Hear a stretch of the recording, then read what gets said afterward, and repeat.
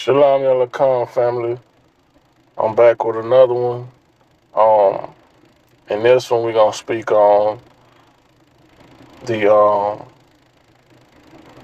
the lost books, the books that was taken out the Bible, or the books that should have been in the Bible that the Romans took out, hid, hid in the Vatican. Um, yeah, just basically when they did their so-called canon, um, and basically forced you to read the books that they wanted you to read. And over time, we just accepted these are the only books to the Bible, but there are more books to the Bible because the Bible actually tells you to read books that are not in it. It's two books in particular that the Bible tells you to read. One is called the Books of the Wars of the Lord. It speaks on that book in the book of Numbers. I put that scripture on the screen. And then also it's another book called Jasher.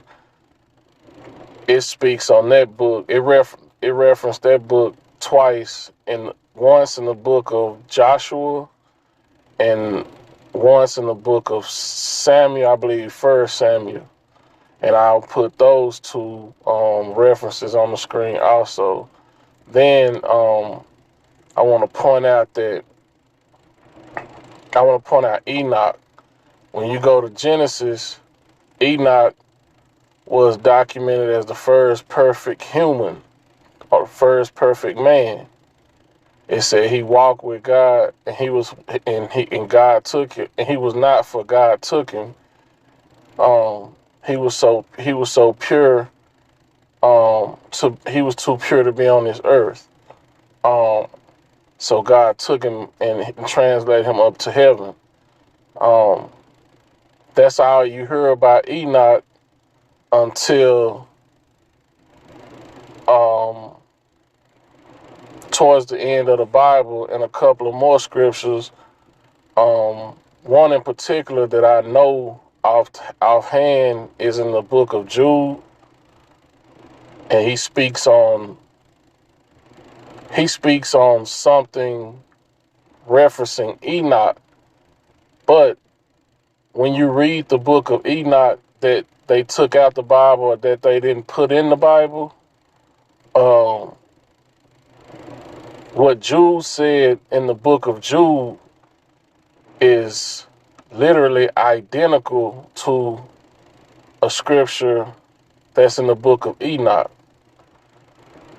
And I'll put those two scriptures on the screen for you to cross-reference. And I believe in Revelations, it actually says it again, pretty much the same scripture that it says in Enoch.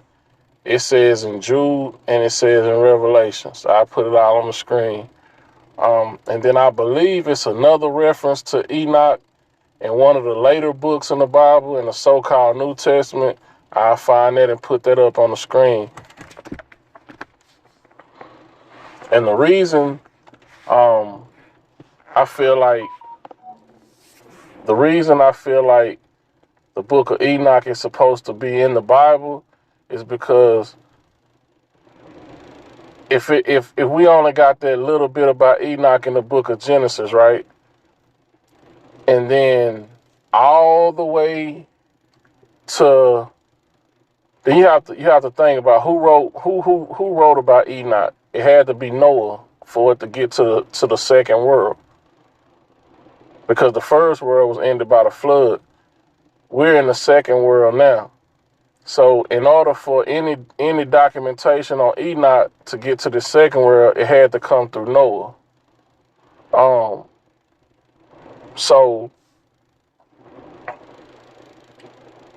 for Jude to write in his book, and I don't know off top the other book, but I'll put it on the screen for the other author of that book to speak on Enoch like they had more information about him that we don't have.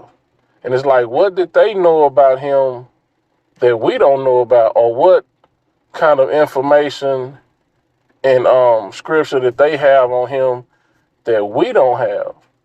Because they were able to go into more detail about Enoch that's nowhere in the scriptures, or that's nowhere in the Bible. But Enoch has a book. So it's like, you know, we need to, we need to,